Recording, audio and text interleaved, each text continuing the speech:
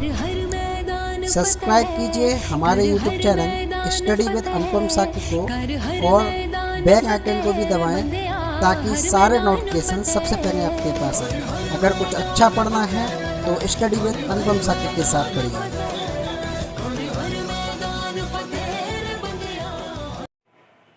नमस्कार, मेरा नाम है अनुभव और आप सबका स्वागत करता हूं अपने YouTube चैनल स्टडी विद अनुपम साकी में। दोस्तों, आप सबको पता है मैं पहले भी यहां पर आता हूं। आप सबके लिए, आप सबके बेहतर भविष्य के लिए हमने यहां पर सीटेट और सुपर टेट की कुछ कक्षाएं आरंभ की हैं और उन कक्षाओं में ही मेरा जो विषय है वो है CDPD, child development and pedagogy, बाल विकास एवं शिक्षा शास्त्र। और उसके अंतर्गत मैंने 2-3 क्लास पहले ली हैं और जिसने अब तक वो वीडियोज़ नहीं देखी हो तो हमारे चैनल पर जाके सबसे पहले वो वीडियोज़ देखें ताकि एक क्रम से, एक सिस्टमैटिक तरीके से हम सब पढ़ें ताकि हमें और बेहतर समझ में आए। तो मैं आपको पढ़ा रहा था बाल विकास की अवस्थाएं, जिसमें से 2 अवस्थाओं को मैंने वर्णन कर दिया था। पहली अवस्था थी शैशवावस्था, दूसरी अवस्था थी बाल्यावस्था। मित्रों, आज हम तीसरी अवस्था का अध्ययन करते हैं और इस अवस्था से भी प्रश्न पेपरों में अधिकांशतः बनता हुआ देखने में आता है। तो दोस्तों, जो बाल विकास की तीसरी अवस्था है उसको हम कहते हैं किशोरावस्था।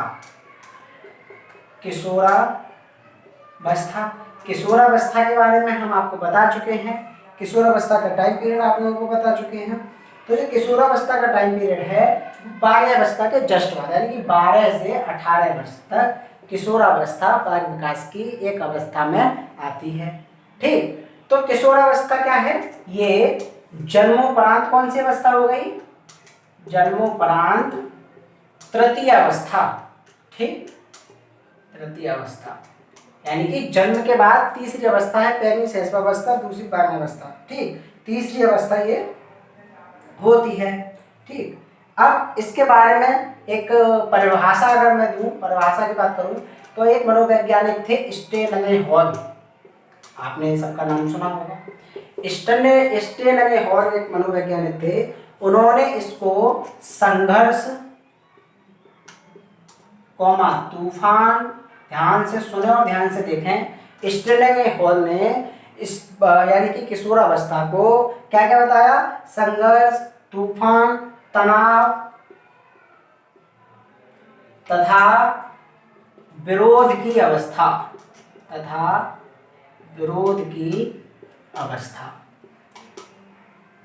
जुड़े रहें, समझते रहें इस बात को। स्टेनले हॉल ने इस अवस्था को, किशोरावस्था को संघर्ष की अवस्था, तूफान की अवस्था, तनाव की अवस्था और विरोध की अवस्था नाम दिया। तो ये एक इम्पोर्टेंट पॉइंट, इम्पोर्टेंट परिभाषा, इससे रिलेटेड पेपर में क्वेश्चन अक्सर आता है, हमेशा आता है। आप ये कह सकते हैं आपको किसी ना किसी परीक्षाओं में प्रतिवर्ष ये प्रश्न देखने को मिलता ही है। 12 से 18 वर्ष की आयु को अगर आप देखें, मैंने कहा मनोविज्ञान व्यवहार का विज्ञान है, हमें इसको खुद पर और अपने समाज पर आरोपित, अध्यारोपित करके समझना है।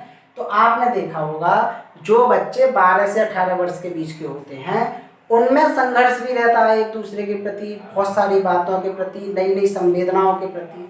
तूफान, उस आयु में बहुत सारे परिवर्तन आते हैं, शारीरिक परिवर्तन, मानसिक परिवर्तन, एक दूसरे के प्रति सामाजिक परिवर्तन, नैतिक परिवर्तन, ये पूरा का पूरा एक इस आयु के बच्चों में आता है। तो एक तूफान की अवस्था, ऐसा स्टेनले हॉल ने माना और ये सही भी है। इस अवस्था के अंतर्गत बच्चों को तनाव भी होता है। तनाव बहुत तरीके के होते हैं, मानसिक तनाव बहुत तरीके के। जैसे कि इस आयु में बच्चों को ये डिसाइड करना होता है कि उनका भविष्य क्या होने वाला है, उनको आगे की परीक्षाएं क्या देनी है, उनको आगे की पढ़ाई क्या करनी है। इस तरीके के तनाव होते हैं। ये मैंने एक उदाहरण के लिए बताया। इसके अतिरिक्त व्यवसायिक तनाव है ना, गृहस्थ समाज, परिवार के समाज, मित्र के समाज, तनाव, ऐसे बहुत सारे तनाव इसमें रहते हैं। विरोध की भावना भी इस आयु में उत्पन्न होती है। तो ये स्टेनले हॉल ने इस अवस्था के बारे में कुछ बातें आपको बताई। ठीक, विशेष बात। अब हम बात करते हैं इसमें और क्या क्या परिवर्तन होते हैं इस आयु में। तो अनेक शारीरिक परिवर्तन। देखिए, एक बात मैं आपको बताता हूँ, मैंने आपको पढ़ाया था सबसे पहले कौन सी अवस्था बताई थी? शैशवावस्था। उसमें मैंने बताया शारीरिक और मानसिक विकास सबसे तीव्र होते हैं, सबसे तेज गति से शारीरिक और मानसिक विकास किसमें होते हैं? आपके शैशवावस्था में। बाल्यावस्था में ये रुक जाते हैं, रुकने का मतलब धीमे हो जाते हैं, लेकिन इस आयु में आते ही इनकी गति फिर से बढ़ना आरंभ हो जाती है। अगर हम अपेक्षाकृत देखना चाहें, अगर हम इसकी एक दूसरे से तुलना करने चाहें, कंपेयर करना चाहें, तो हम ये पाते हैं कि शैशवावस्था से तो इसकी गति कम होती है, लेकिन बाल्यावस्था की अपेक्षा इसमें विकास की गति अधिक हो जाती है। इस आयु के बच्चों की शारीरिक और मानसिक विकास बढ़ना शुरू हो जाते हैं, जो स्थिरता आती है वो पुनः धीरे धीरे धीरे बढ़ना शुरू हो जाती है, गति बहुत अधिक नहीं होती, ठीक है। और एवं संवेगात्मक परिवर्तन भी होते हैं, संवेगों के परिवर्तन होते हैं इसमें, संवेगात्मक परिवर्तन। 14 प्रकार के संवेग बताए हैं, हम 14 प्रकार के संवेगों का अध्ययन करेंगे, आगे पढ़ेंगे, ये टॉपिक है पूरा का पूरा संवेग, ठीक है, आगे पढ़ेंगे, है ना। और ये सारे के सारे गुण होते हैं, इसी कारण ध्यान से सुनना, इंपॉर्टेंट पॉइंट है ये, वेरी वेरी इंपॉर्टेंट पॉइंट। इन सब गुणों के कारण यानी कि शारीरिक, मानसिक और संवेगात्मक विकास में तीव्रता होने के कारण, यानी कि जो रुकावट हो गई थी उसको फिर से बढ़ने के कारण इस अवस्था को क्या कहा गया है? किशोरावस्था को शैशवावस्था की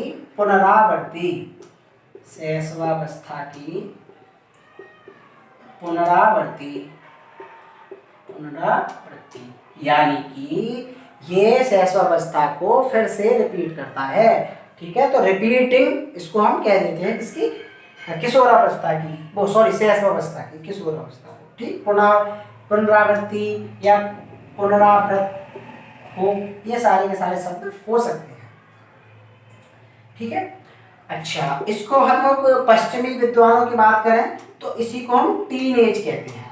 आप लोगों ने ये नाम सुना होगा, टीन एज। तो जो टीन एज है, पश्चिमी विद्वान है, यानी कि अदर कंट्रीज के लोग हैं, अंग्रेज हैं, वो सब इसको टीन एज के नाम से जानते हैं। आप लोगों ने भी इसको सुना होगा, ठीक है, वेरी गुड, यहाँ तक सब भी समझ में आया, ठीक है। अब हम बात करते हैं इसकी विशेषताओं की, किशोरावस्था की विशेषताओं की। हम धीरे धीरे पढ़ रहे हैं क्योंकि बहुत अधिक सिलेबस बाल विकास का नहीं होता।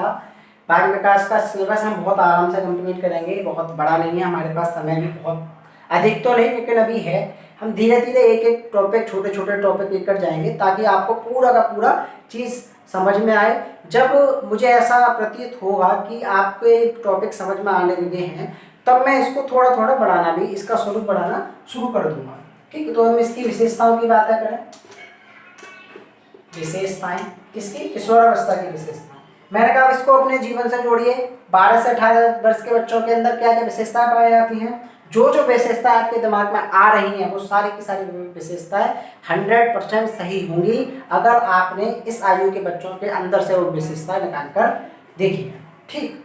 अब देखते हैं इनकी विशेषता है। मैंने बताया शारीरिक और मानसिक विकास, शारीरिक और मानसिक विकास, ठीक है। इनमें क्या होती है? स्थिरता जो थी वो स्थिरता नहीं रहती है, अस्थिरता हो जाती है। स्थिरता अस्थिरता में परिवर्तित हो जाती है, यानी कि ये चीजें बढ़ना शुरू हो जाती हैं इस आयु तक, ठीक। अच्छा, इसमें स्थिरता तथा समायोजन का अभाव।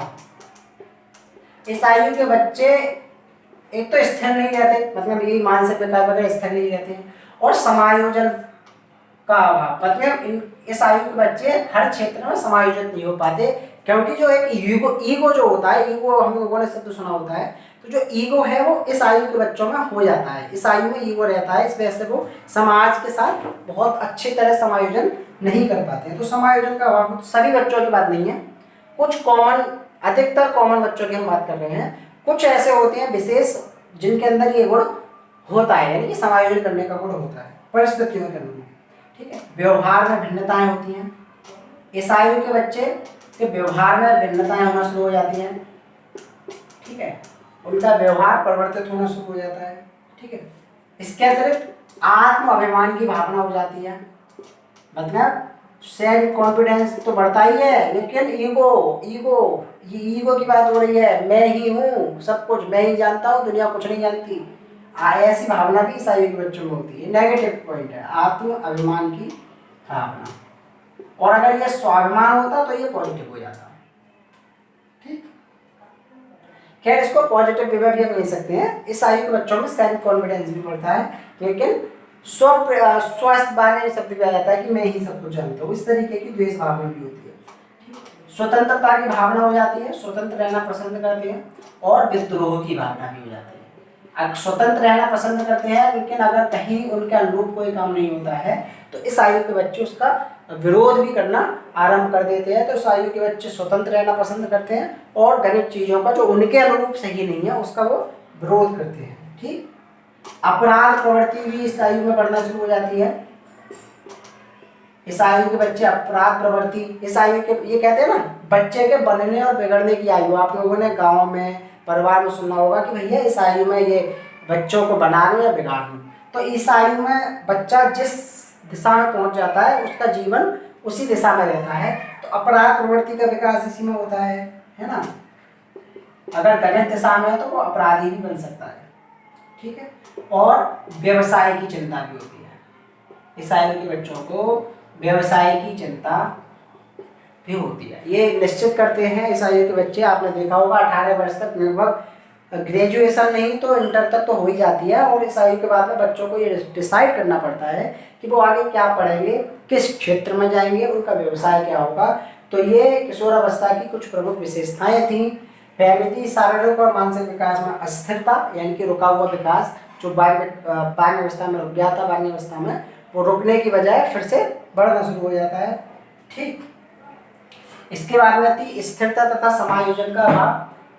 स्थिरता, जो स्थिरता थी वो रुकती नहीं है, स्थिरता मतलब चलती है, और समायोजन, समाज के साथ वो समायोजन करने में सक्षम नहीं होता है। व्यवहार में भिन्नताएं आती हैं, बहुत सारे व्यवहार उनके जो हैं वो भिन्न भिन्न हो जाते हैं। नए नए व्यवहार सीखते हैं, बहुत सारी नई आदतें सीखना शुरू हो जाते हैं। सेल्फ कॉन्फिडेंस की भावना भी आती है और ईगो की भावना आती है। ठीक, स्वतंत्रता की भावना आती है कि मुझे स्वतंत्र रहना। इस आयु के बच्चे स्वतंत्र रहना पसंद करते हैं, उनका स्वतंत्र रहना एकमात्र कर्तव्य होता है। इसके साथ में जो उनके स्वतंत्रता में रुकावट आता है, या जो व्यक्ति उनके अनुसार सही नहीं होता है, जो कार्य उनके अनुसार सही नहीं होता है, वो उसके प्रति विद्रोह भी कर सकते हैं। ये इसमें इसकी एक विशेषता है। इस आयु को हम बनने या बिगड़ने की आयु भी कह सकते हैं। इस आयु में यह तय होता है कि बच्चे का भविष्य क्या हो सकता है। कहने का मतलब ये है कि अगर वो गलत डायरेक्शन में पहुंच जाता है तो वो अपराध प्रवृत्ति की ओर बढ़ जाता है। इस आयु में बच्चे की अपराध प्रवृत्ति का विकास हो जाता है। ठीक है, इस आयु के बच्चों को व्यवसाय की चिंता करनी होती है, इस बारे में हम बता चुके हैं। तो यह आज का टॉपिक था किशोरावस्था और किशोरावस्था की प्रमुख अवस्थाएं।